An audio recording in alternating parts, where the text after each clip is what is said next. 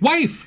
Do you know where the hell we are and how the hell we got here? Well, we just finished earlier today, actually. We finished with Ezekiel Chapter 32. Sure as fuck did. And in that chapter, we talked about a lot of dicks. We did. Yeah. So, it was a sausage fest. Right. Yeah. So apparently the uncircumcised, lots of uncircumcised foreigners and non-foreigners and people God doesn't like very much, they're all going to be lying in a pit that may or may not be hell. We're not really sure, but they're all going to have uncircumcised dicks. Do you think their dicks will touch? I mean, if it's a pit, probably some of them will. Yeah, I would imagine that would be the case.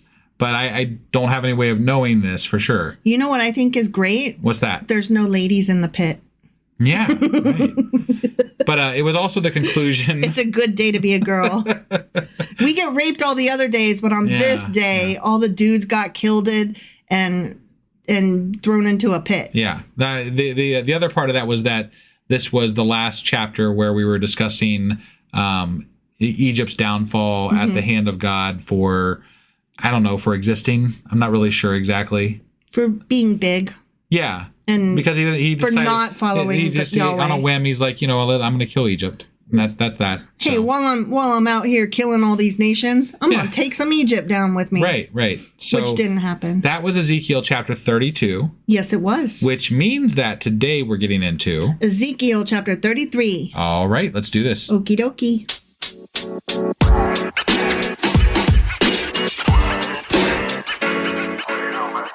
All right, we are hopping into Ezekiel chapter 33, and don't you Ezekiel me. Or Ezekiel. No. Oh, I did. See, I did it. God damn it. Don't tell me not to Ezekiel. I'm going to Ezekiel all fucking day. Oh, that sounds so dirty.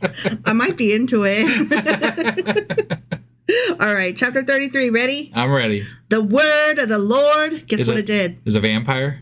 The word is a vampire. No, the word of the Lord came to me. Okay. Yeah. Son of man. You mere human. You fucking worm. Speak to your people and say to them, when I bring the sword against the land and the people of the land choose one of their men and make him their watchman, and he sees the sword coming against the land and blows the trumpet to warn the people, then if anyone hears the trumpet but does not heed the warning and the sword comes and takes their life, their blood will be on their own head. So if they choose to fight, they're allowed to live as long as they run away?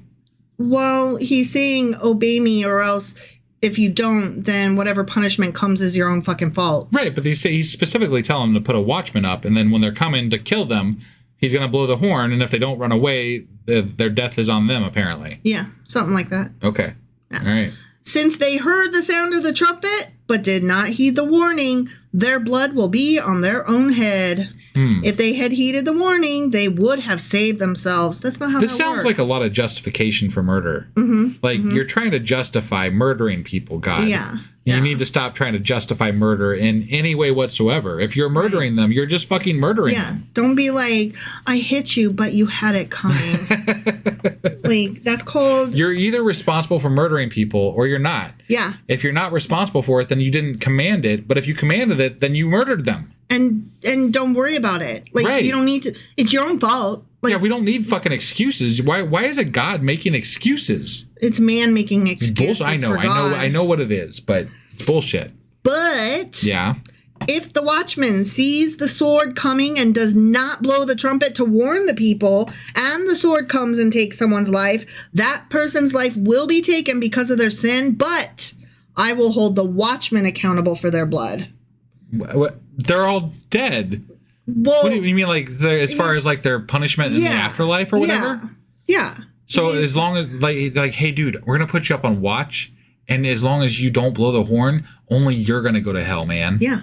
Just don't blow the fucking horn, okay? And then none of the rest of us have to go to hell. Right. Whee! But what happens if whatever? I don't fucking care. This is stupid. Well, he's also saying it's kind of an analogy kind of thing, because he's also saying false prophets, right? If the people are led by a false prophet, then yeah, they're still going to die because they did bad, but it wasn't their fault, so I'm not going to punish them in the afterlife. Because the person didn't tell them the correct message. Right. Right. So that's more what he's getting at. So as long as you didn't receive the right message, well, this is a justification as to why people are okay with other people believing in different gods, right? Yeah. Especially ones that haven't been able to, quote unquote, hear the message of God, the right? Good news. They didn't get the good news. Right. So this would be a justification for that, I guess. Mm-hmm. You're still going to die. Right. You just won't burn in hell. God and you don't get to go to heaven. Right. Where do you go then? It's probably like purgatory, right? Christians At don't least believe if you're Catholic, anyway. If you're Catholic, yes, but Protestants don't believe in purgatory. Right. I mean, I don't believe in any of it, so I don't really know what the answer is there. I don't The either. answer is that you end up in the goddamn ground and you're dead. Yeah. And that's that. So And that, unless you get cremated, then you're not in the ground. You still probably end up in the ground eventually. I mean, your ashes might get scattered over the ocean. Right. That's not the ground. They'll probably wash up on the shore, though, and then they're, Okay, you're going too far. Son of man. You mere human. You fucking worm. I have made you a watchman for the people of Israel. So he's telling Ezekiel. Yeah. He's like, you're a fucking watchman now. Yeah, okay. So hear the word I speak and give them warning from me. When I say to the wicked, you wicked person, you will surely die. If you do not speak out to dissuade them from their ways, that wicked person will die for their sin, and I will hold you, Ezekiel, accountable for their blood. This is why people knock on your fucking door. Yeah. This is bullshit. Yeah. But you know They're what? like, you've been told. I call bullshit here. So he's the trumpeter, right? He's the one announcing shit's going to be coming down the pike or whatever, right? And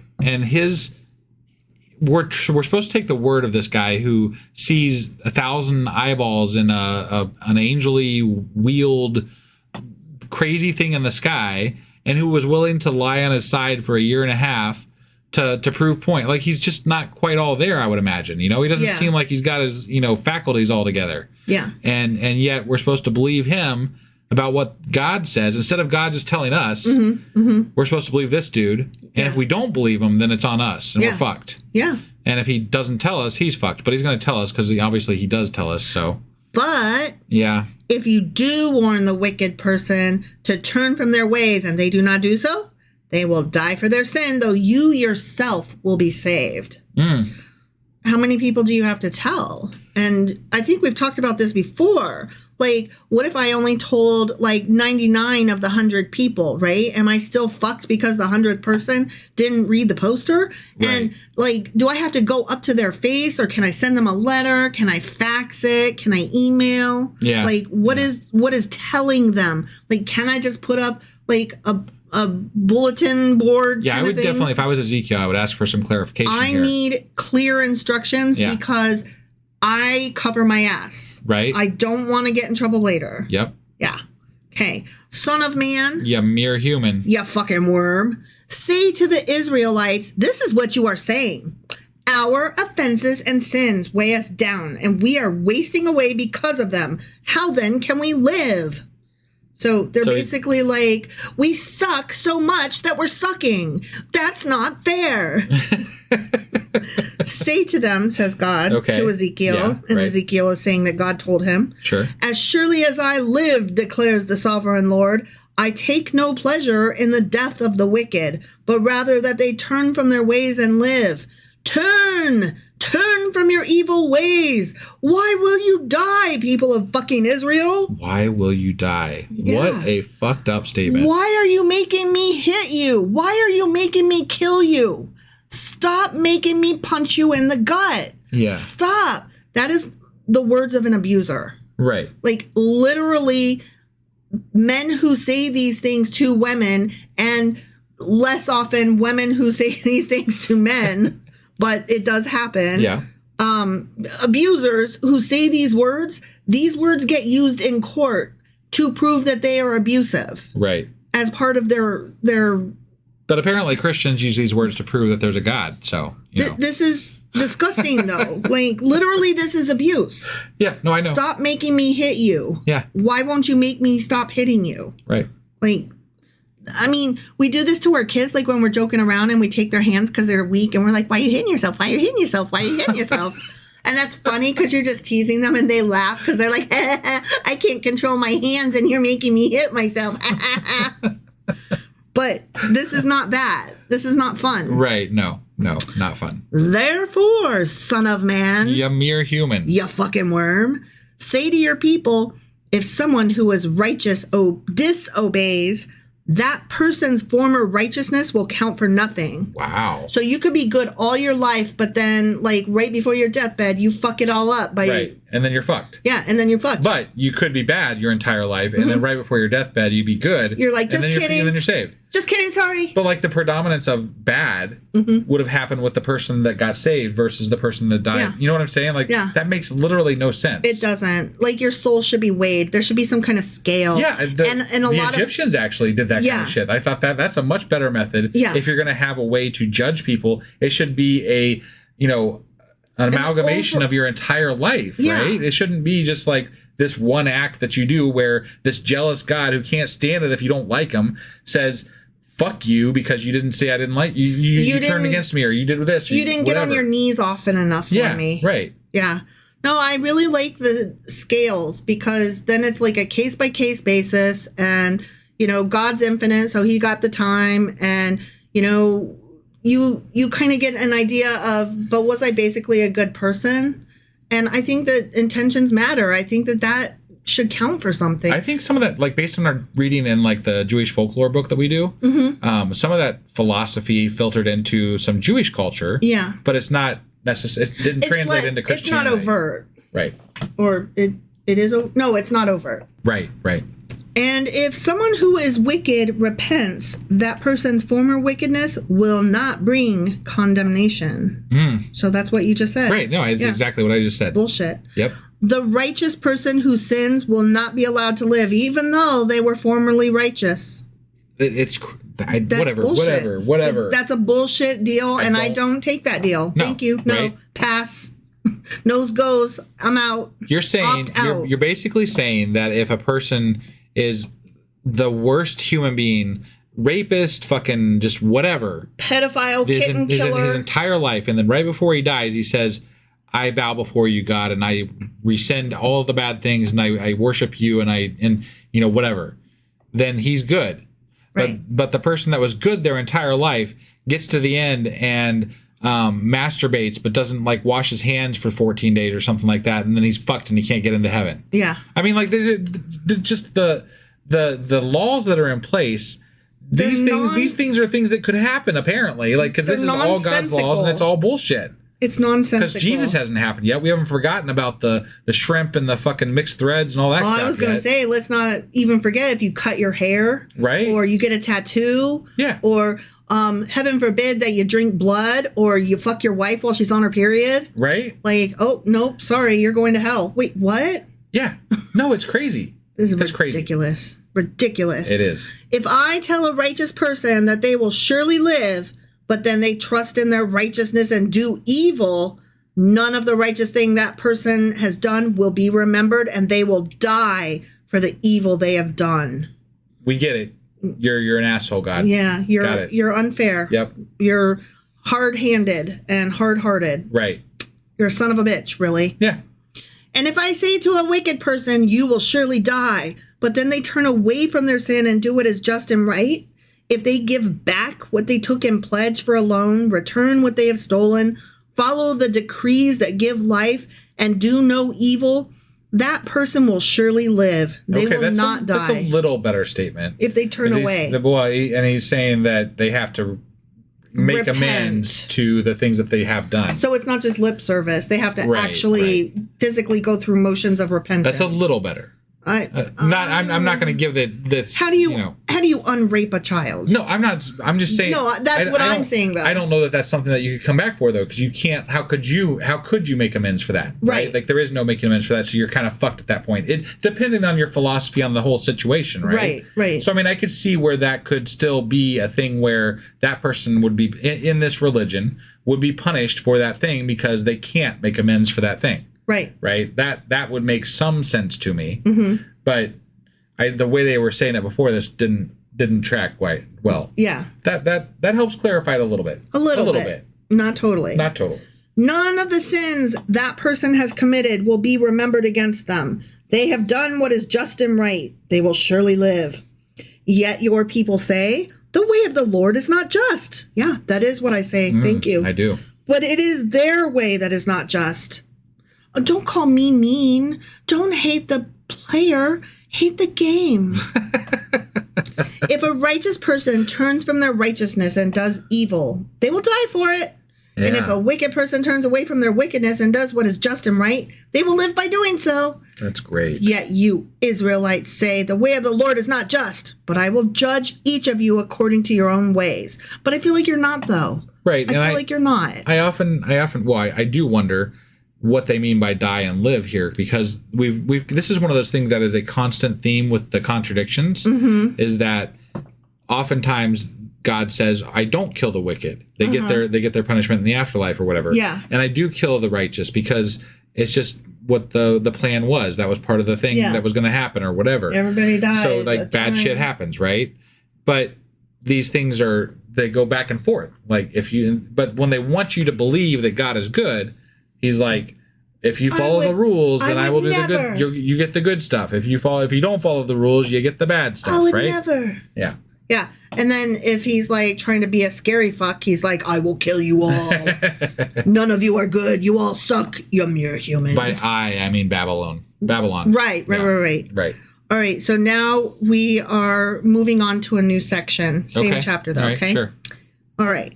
In the 12th year of our exile, in the 10th month, on the 5th day, a man who had escaped from Jerusalem came to me. Okay, hold on. Hold on. Who escaped from Jerusalem. Yeah, remember that was like one of those foretold things several chapters ago? Oh, and I was like, that's the thing that's going to happen. Right. Yeah. Okay. So this is that coming to pass, so to speak. Sure. But let me look up this date really quickly here. No problem. Scroll.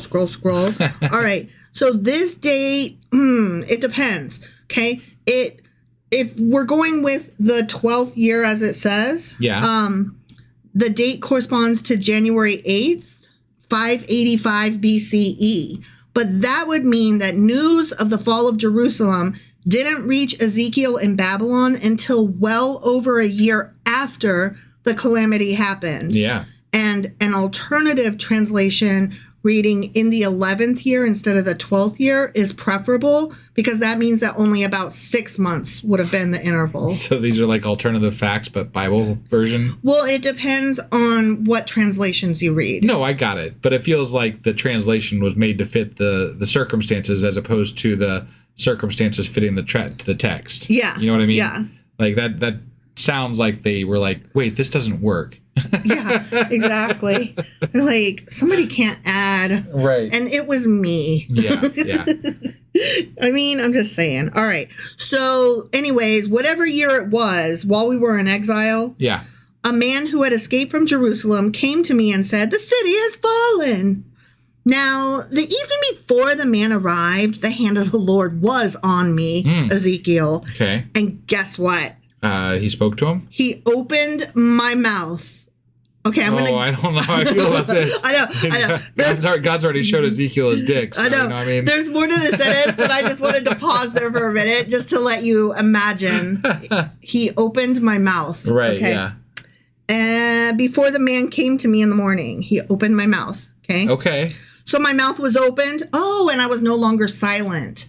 Remember, he like did all of these prophecies and is like, shit is coming down the pike. Jerusalem's going to get fucked. Yeah. And then all the people were like, that's so rude and wrong. Nuh-uh, whatever, dude. And then he was like, well, I'm sorry. I just delivered the message. That's what I do. And then he like couldn't speak for a year. Oh, that was part of that whole display thing. So like we're going back to that part where he was like lying on the ground. Lying on the ground. Yeah. Lying on the ground. All right. Yeah, that. So now his mouth is open because Jerusalem has fallen and the dude came just like he said would happen, right? Got it. So then the word of the Lord came to me and I'm like, God, it feels like you've been talking this whole fucking time, Ezekiel. Right, yeah.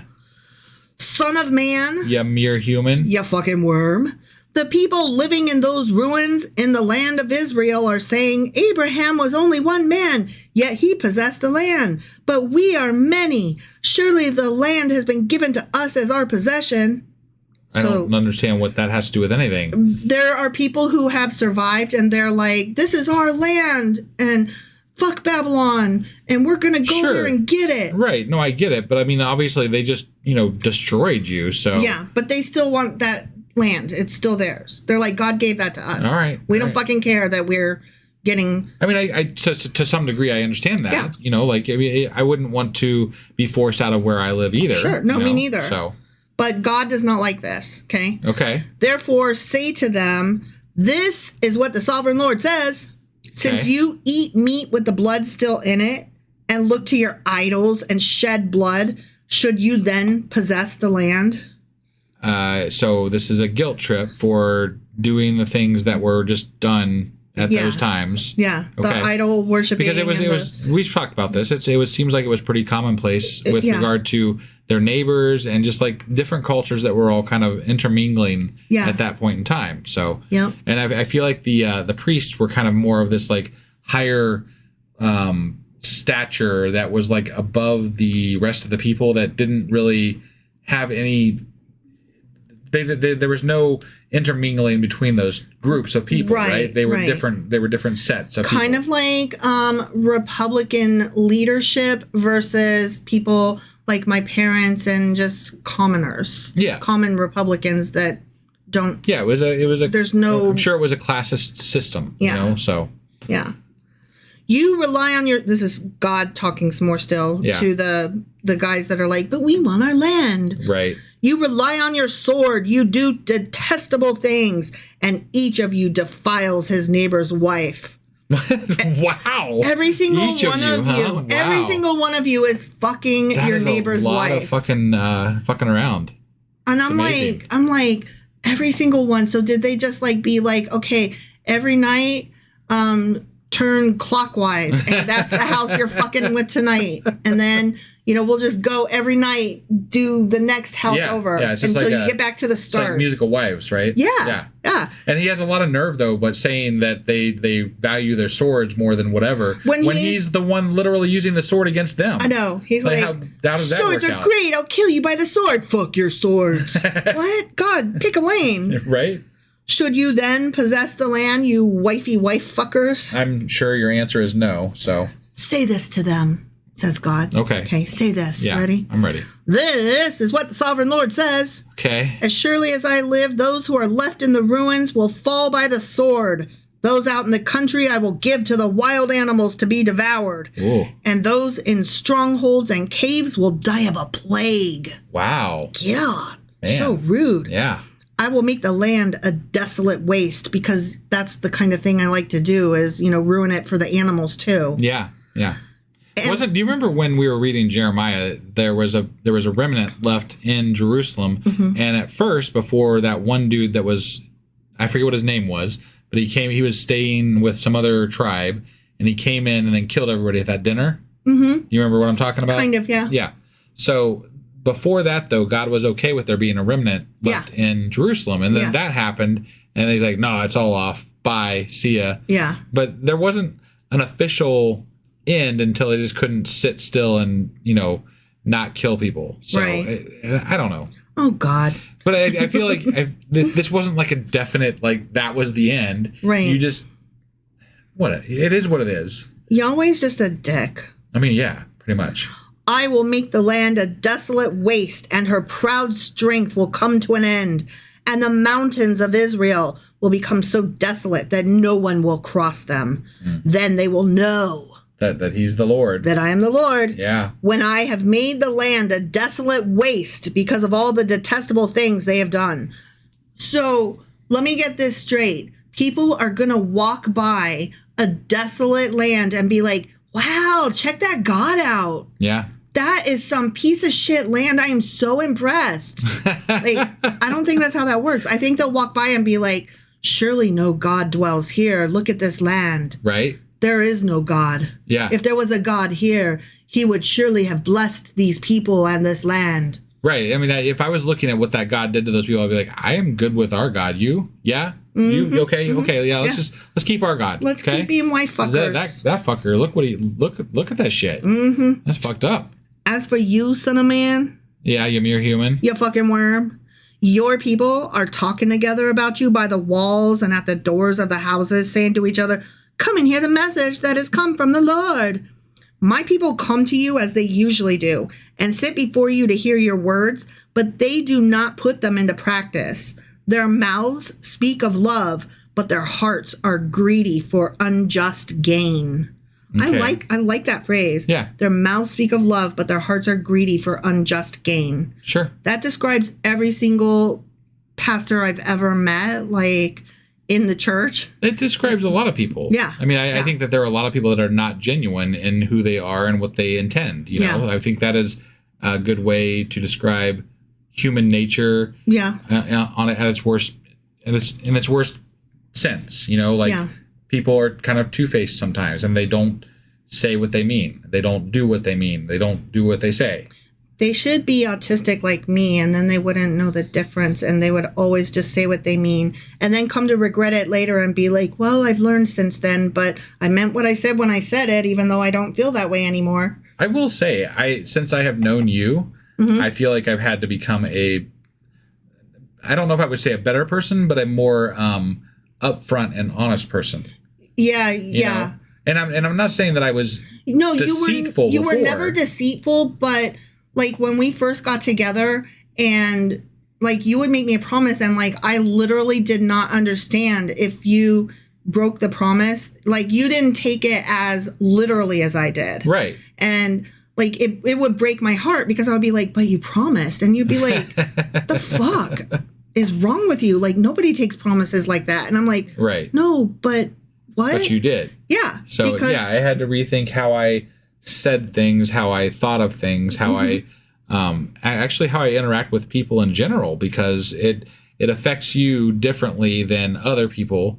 As to like, there's these general niceties that people do that are just kind of white lies. You know, like they make promises, they say things that they don't necessarily intend or mean, and there's no real harm meant by it.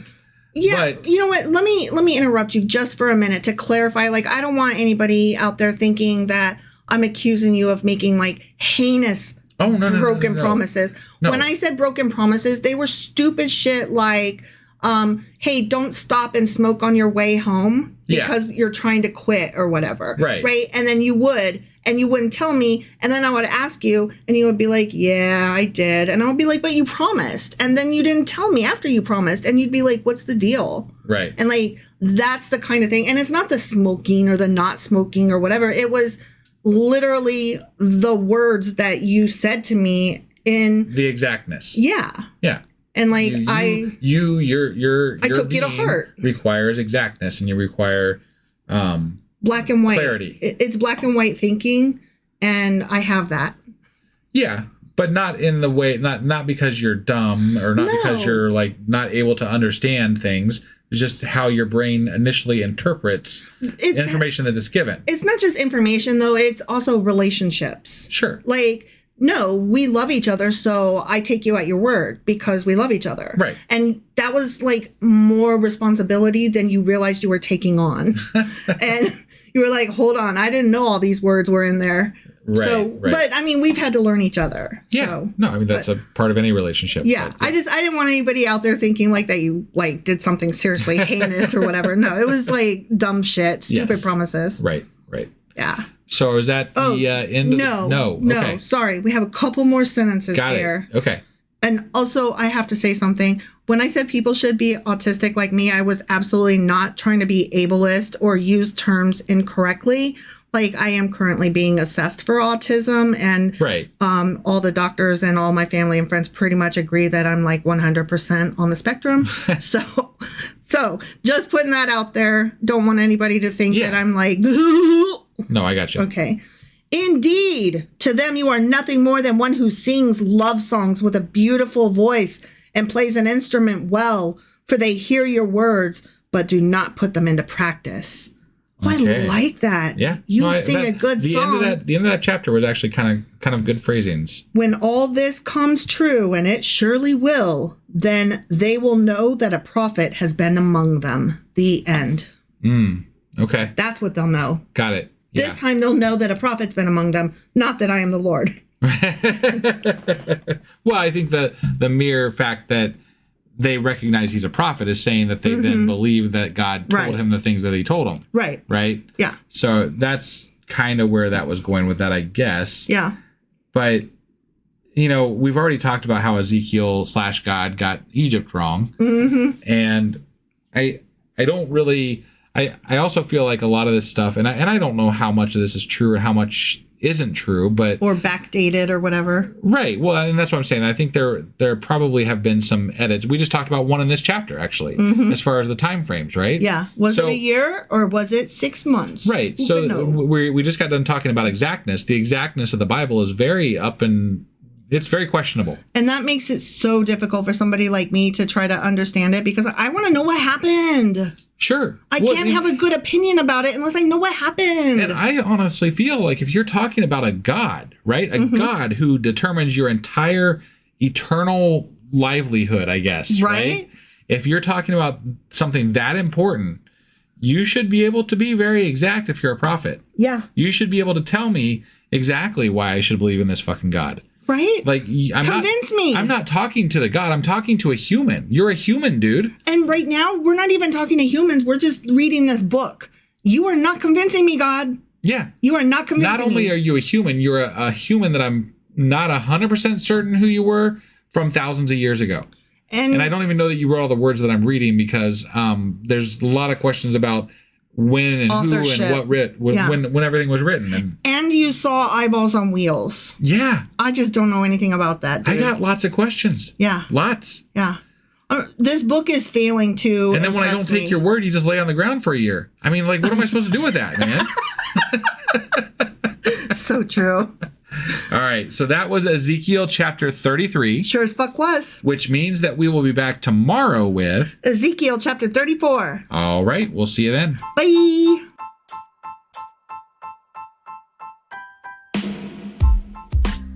Hey, wife. I guess that's the end? But husband, that's just sad. It doesn't have to be. We are on lots of social media platforms like Twitter. Our handle there is sacrilegious_D. For D's nuts. Oh my God. Stop doing that. Anyway, we're also on Facebook, Instagram, and Pinterest. There's a link to all of our social media sites at our website. Ooh, we have a website? Yeah, it's sacrilegiousdiscourse.com, where you can also find a link to our merch shop. We have a merch shop? Yep. We have podcast-themed clothing, mugs, notebooks, and more, as well as an atheist and science-themed products. Wow, our fans should really go check that out right now. Definitely. They can get in touch with us by sending an email to sacrilegiousdiscourse@gmail.com. But before they do that, we could really use some help. Oh yeah? With what? Well, it's not free running the podcast, and we need some financial support in order to get better equipment, which will free up time so we can concentrate on our podcast and our fans. Okay, so what should they do? Head over to patreon.com/sacrilegious discourse and sign up as a contributor on our podcast. Supporters there receive additional bi-weekly episodes that we record just for our Patreon members for as little as $2 a month. Also, we'd really appreciate it if you would like and subscribe on whatever platform you're using. And Apple Podcast reviews help us out tremendously. Like and subscribe. Leave an Apple review. Join us on Twitter. Support us on Patreon. That's a lot of instructions. Don't forget to say thanks. Thanks. Okay, bye.